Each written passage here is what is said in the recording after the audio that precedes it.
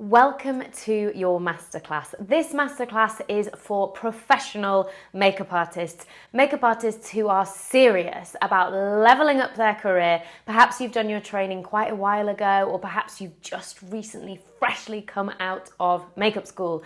Whatever place you're in now, you're watching this masterclass because perhaps you've got all the kit, but you have no idea how to get work, or you're getting work, but you're not sure what kit to buy. Perhaps you did your makeup training a long time ago and you're still not getting the return on your investment that you were hoping. And maybe everyone's saying, hey, when are you going to get your next makeup job? And you're sat there going, I really don't know, because nobody in makeup school taught you how to get work.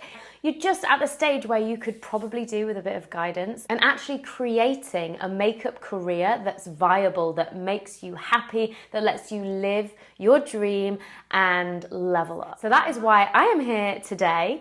My aim is to deliver as much industry insight to you as possible in this masterclass.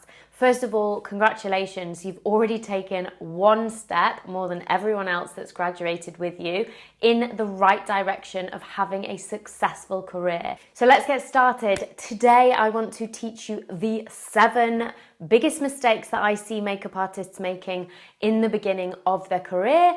I made quite a few of them, and I want you to not make those mistakes. So I'm going to teach you the 7 biggest mistakes not to make in the beginning of your professional career, or if you've already made them, how to get back on track and stop making those mistakes.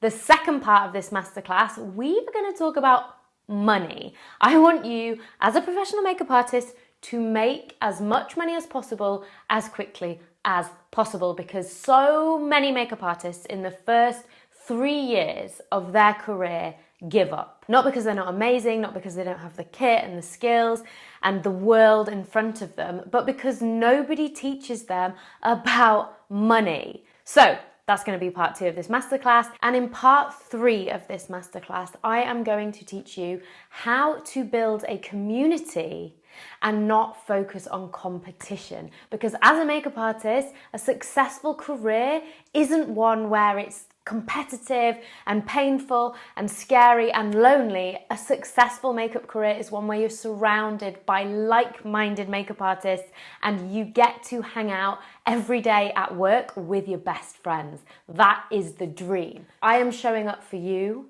right now, 100%. I've worked really hard on getting as much information in this presentation as possible, in as little time as possible, so that you can leave feeling a little bit more confident and a little bit more competent with moving forward in your professional makeup career.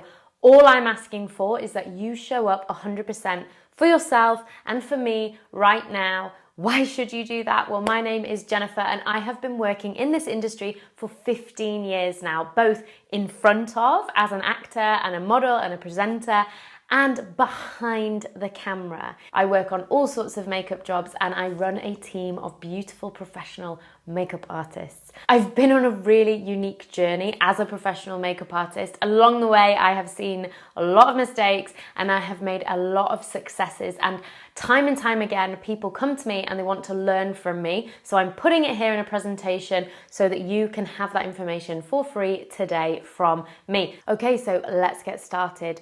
The 7 biggest mistakes that professional makeup artists make in the beginning of their career. I'm telling you them today, so hopefully you either stop making them or you never have to go through the pain of making them. Remember them, write them down. Number 1, don't buy all the gear if you have no idea.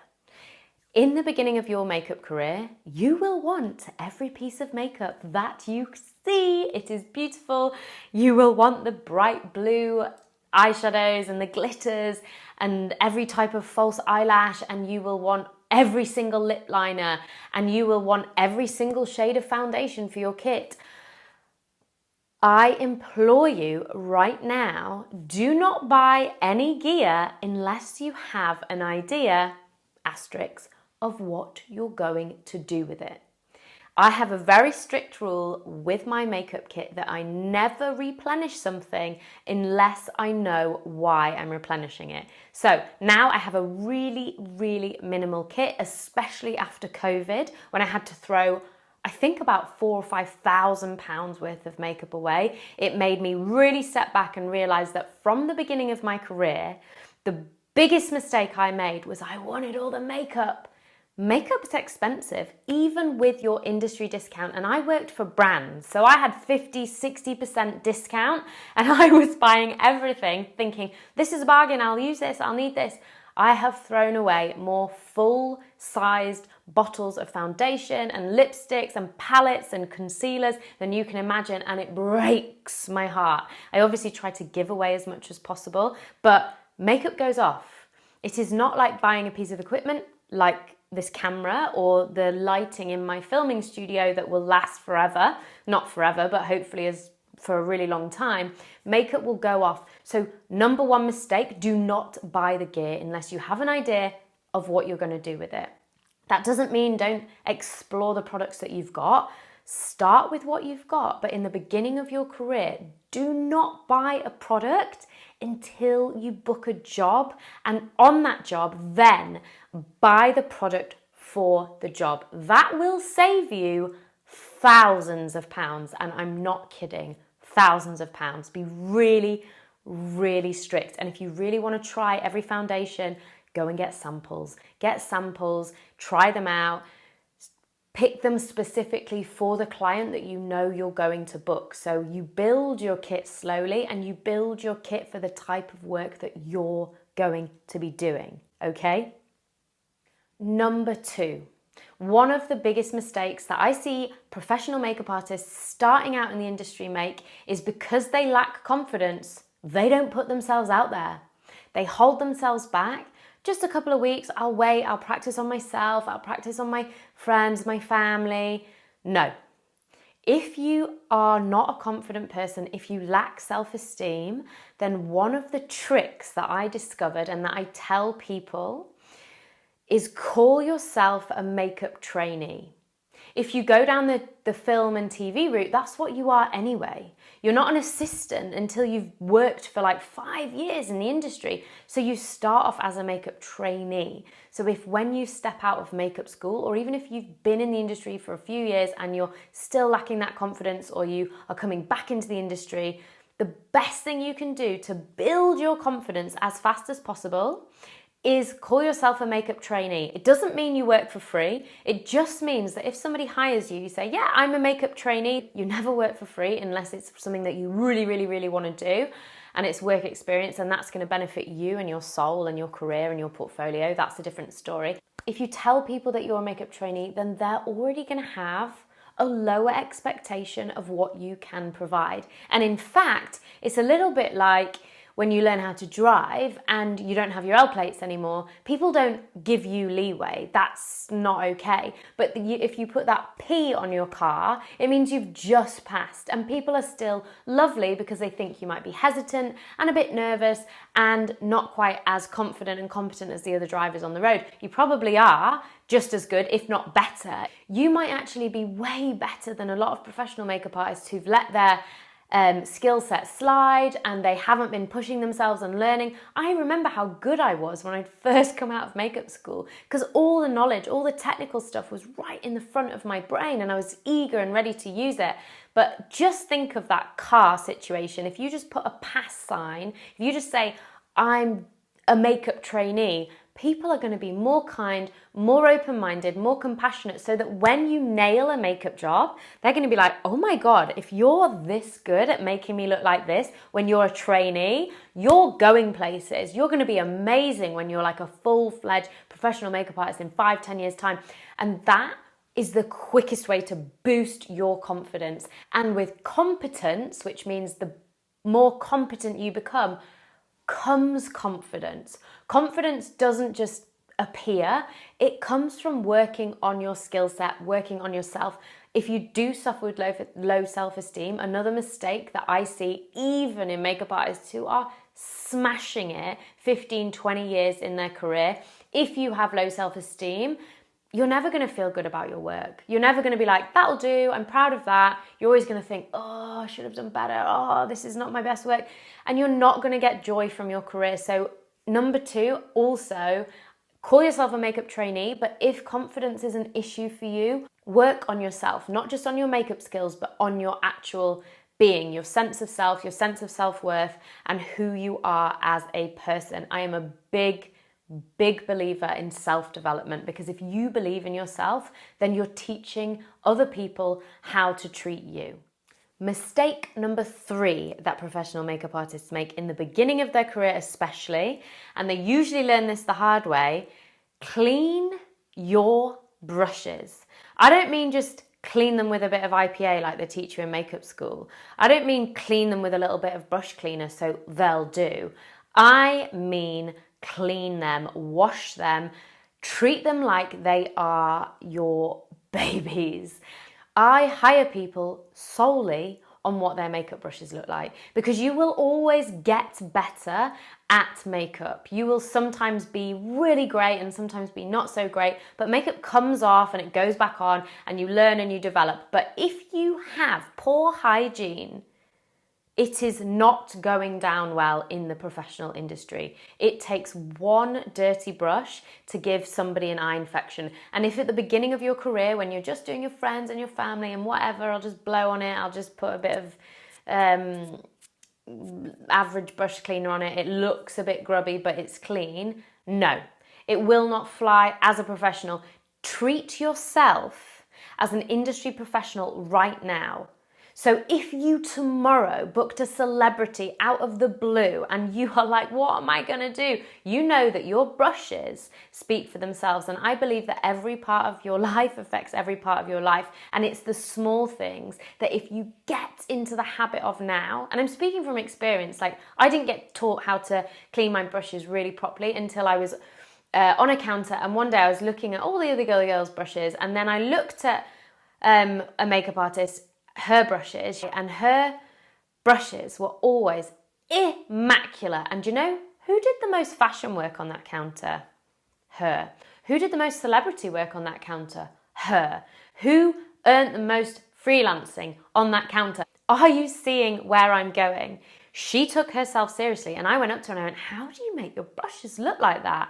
And she taught me, and then I leveled up as an industry pro. And I mean it. Clean your brushes. It is a crucial part of being a professional makeup artist, and it is a bit annoying at first, but you have to start enjoying it because it is going to be a huge part of your career, having immaculate brushes. Number 4 is cleaning your kit. A big mistake in the beginning that I see is that makeup artists don't know their kit, and they don't know it because they don't spend time with their kit. Go through every product in your kit, clean it, test it, try it, smell it. Don't taste it, obviously.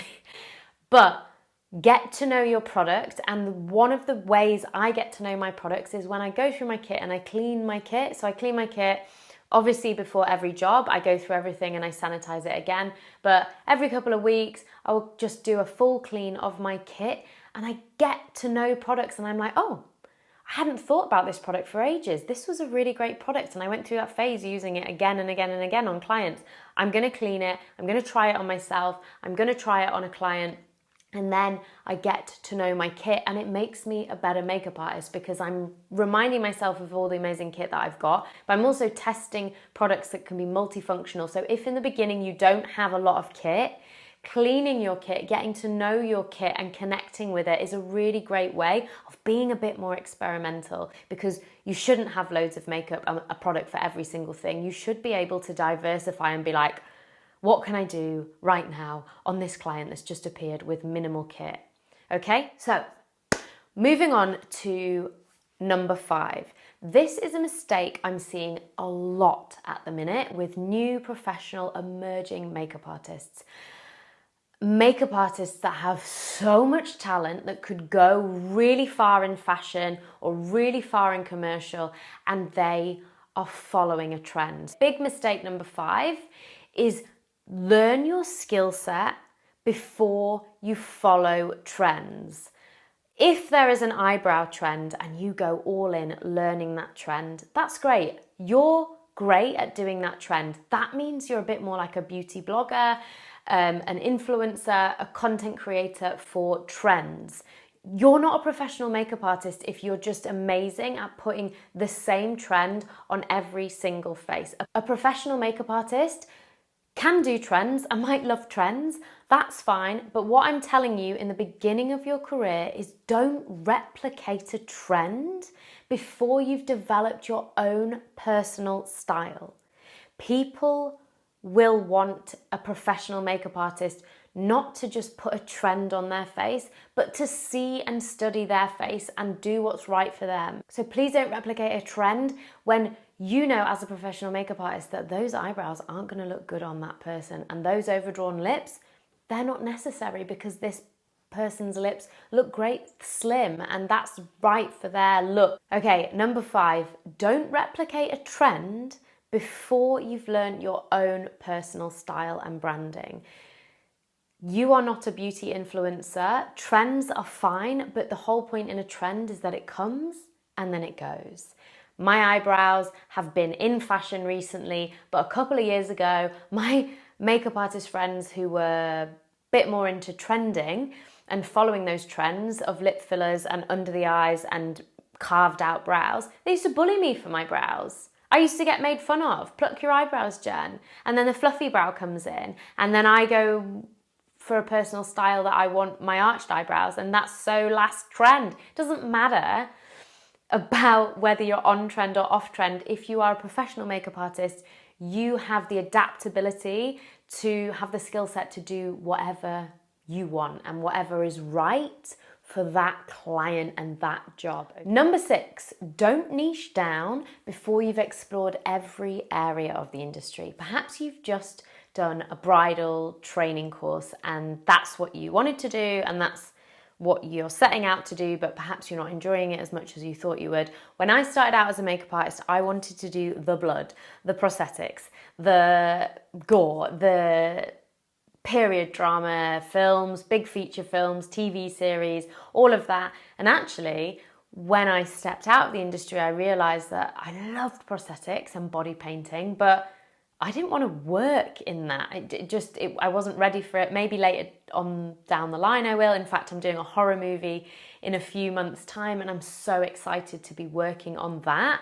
But I actually pretty quickly swapped and started working in fashion and commercials and high-end weddings, and I loved it. And I never thought that I would be more interested in that. I thought that it would be the niche that I'd chosen. So number 6, biggest mistake is don't niche down in the beginning. Try every aspect of makeup, explore it, because you don't know what you don't know. So you don't know what you don't like until you start doing it. And the thing that you think that you'd like perhaps isn't right for you. A great example of this is that I didn't want to do hair. I didn't want to do hair. I didn't want to be a hairdresser. I didn't want to do wigs.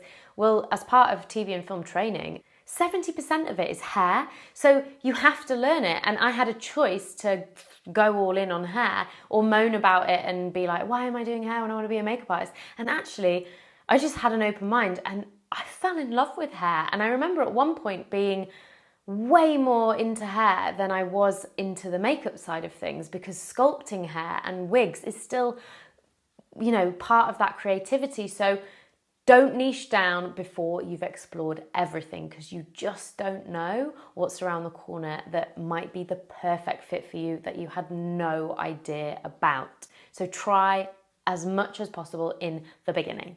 The 7th biggest mistake that I see professional makeup artists making, not just in the beginning but throughout, is assuming that they know more than the client. I have made this mistake and I have learned from it the hard way.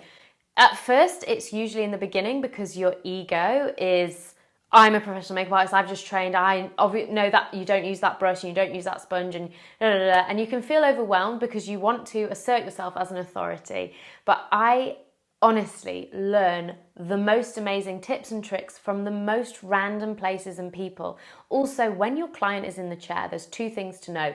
You don't know who your client is. They may be a professional makeup artist. I have had this on more than one occasions. And I, as a professional makeup artist, regularly go to other makeup artists to see what they would do on my face differently. I have spent a lot of time with my face, but we get into habits with our makeup, whether it's on other people or on ourselves. So it's nice to continuously learn from each other. You never know. I would learn from a 16-year-old doing makeup or a 60-year-old doing makeup or a 60, 70, 80-year-old doing makeup. You never know what you can learn. So please don't make the mistake that so many makeup artists make, especially in the beginning, of assuming that they know more than their client, because you don't. You don't necessarily. And if you're ever going to be someone who excels in any aspect of life, but in this case makeup, you have to have an open mind for knowledge. You have to be open to constantly learning about the trends, about new products, about different ways of applying makeup. And you just have to know that the person sat in your chair, they've spent however many years with their face. So if they have a skin condition and they know that that type of product irritates them, listen to your client. Don't go with what you know and assume that you're the one that's the authority. Inside, you might know that what they're talking about isn't quite technically correct, but it's about negotiating, and a lot of makeup is people skills. If you're being a makeup artist, it means that you're doing art, great, but you're doing it on a person. So yes, you might know more than the client, but don't assume that you know what's right for them, because often if someone is going to not vibe with you, it doesn't matter if you do the best makeup that you could possibly do and every single person in the room and in the world thinks that they look flawlessly filtered and amazing.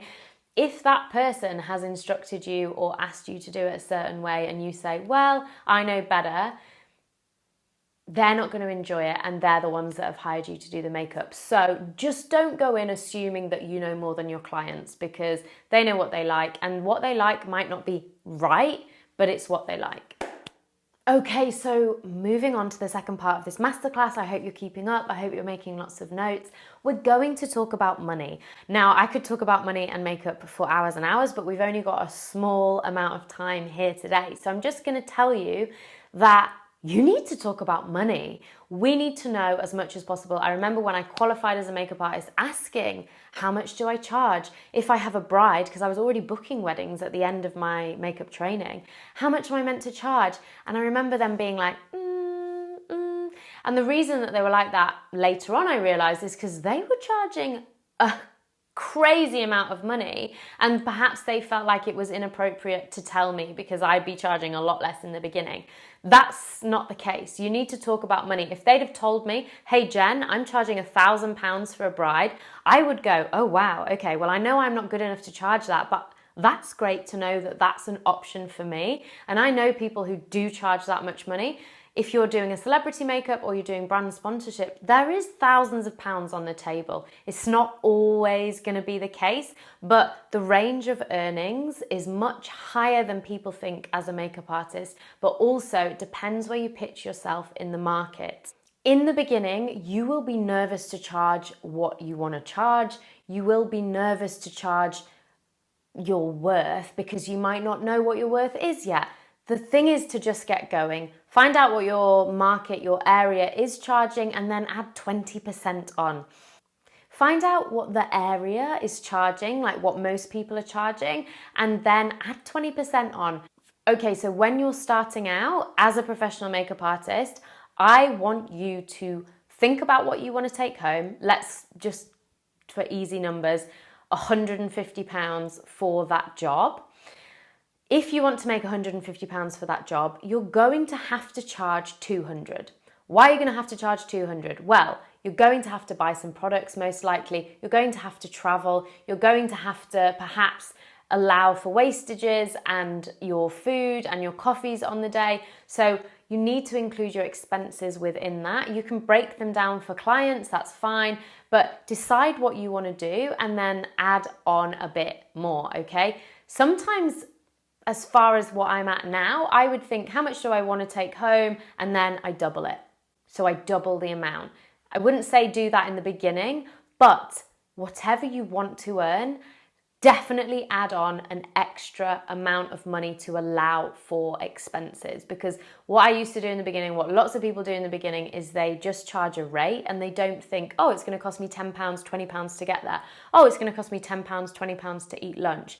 Oh, I'm going to have to get a taxi home because there's no trains and we've finished really late. Your expenses add up, and if your job isn't clear about them, get clear on the job.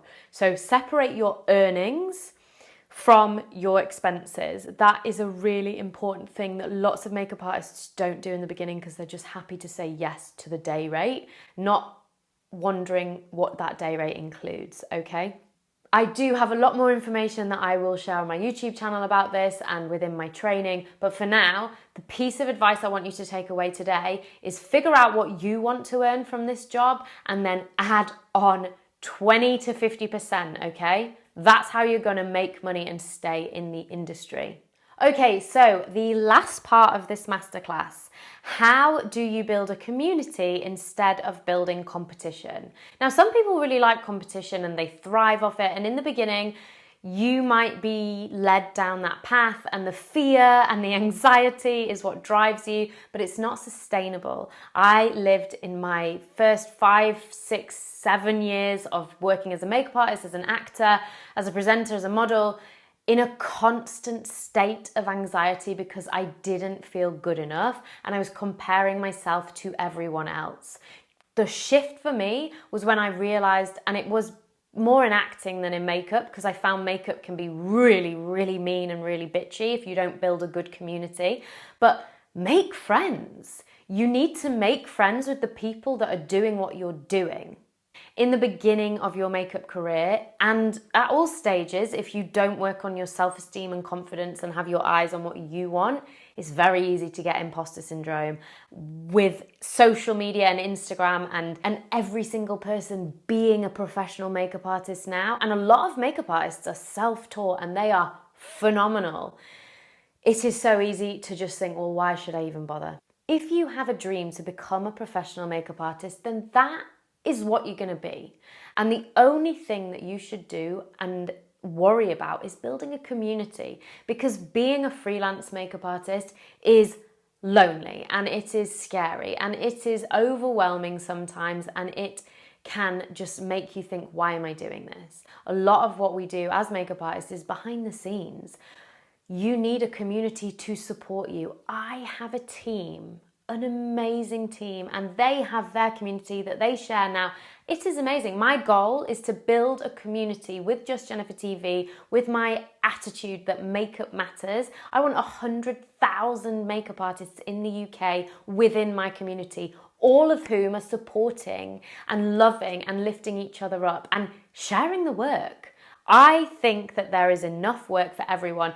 Write it on your mirror, write it somewhere, stick it, put it on your phone, whatever. There is enough room for everyone to succeed.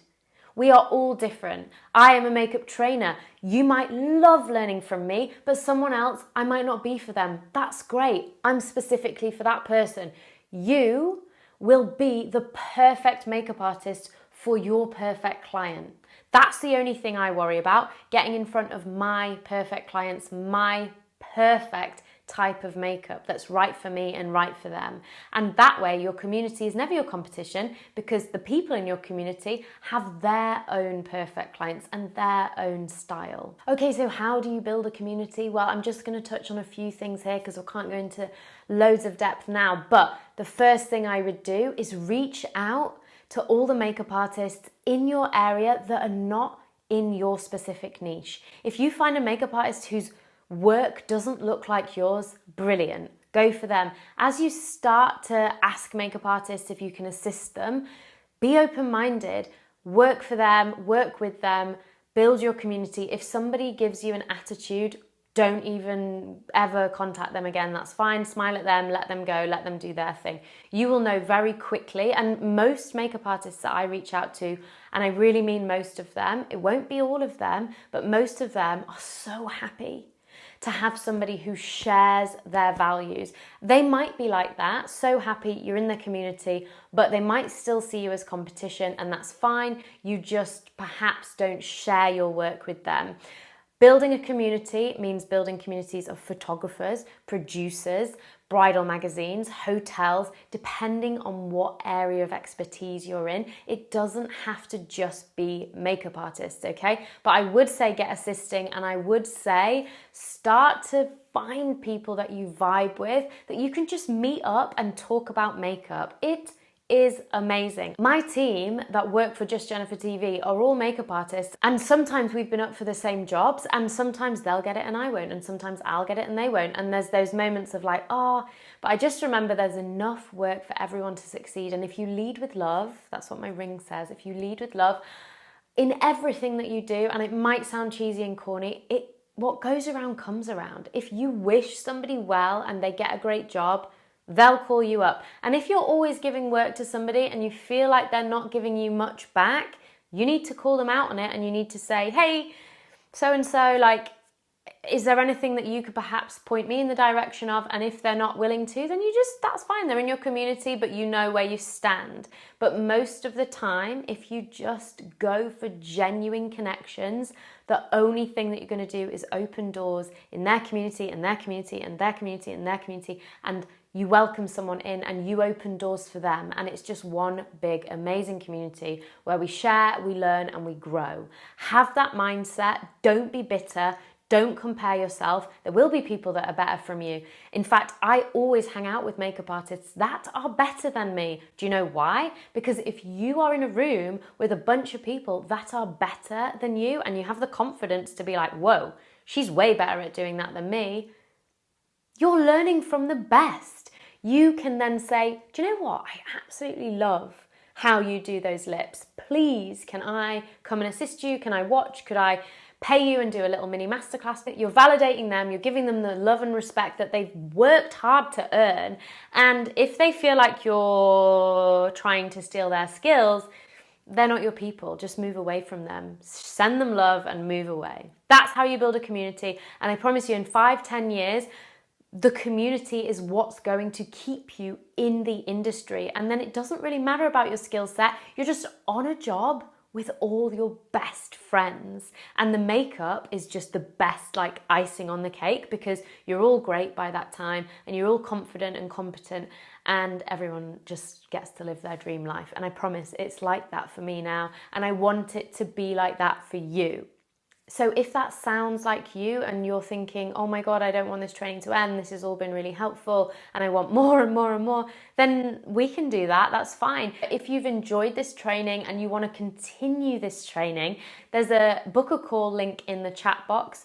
Fill in the application. Being a professional makeup artist doesn't need to be lonely. It doesn't need to be scary. There are some really clear steps that you need to take that makeup school just doesn't teach you. It forgets to teach you about the business of makeup. And that is a travesty, because you deserve to be working every day in a job that you love. We can find out where you're at and perhaps where I can help you get to in your career, in your journey, to help you feel less alone, to help you spend less money and save more and work more and become a better makeup artist and really a proper industry professional. If that's what you want to be and you want to continue this training, then book a call today. We can continue it there. I will hopefully see you in the call.